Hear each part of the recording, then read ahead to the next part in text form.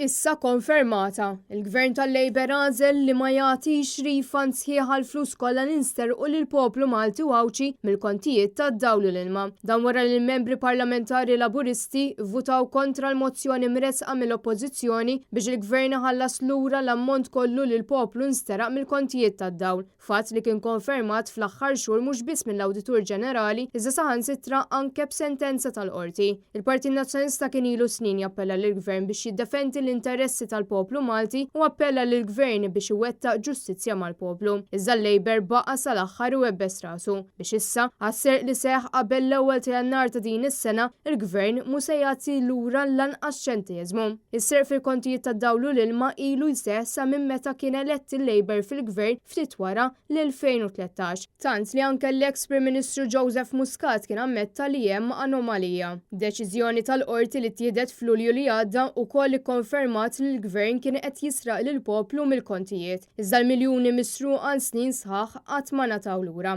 Issa il-Gvern kellu l-aħħar ċans biex iwettaq ġustizzja u meta ġie l-vot ma ddefendix l-interessi tal-familji li nsterqu. Min-naħa l-oħra, il-Partit Nazzjonalista se jkun qed jiftaħ kawża l-qorti biex ikompli jiġġieled ħalli n-nies misruqa mill-kontijiet tad-dawl jieħdu lura il-flus kollha li huma tagħhom.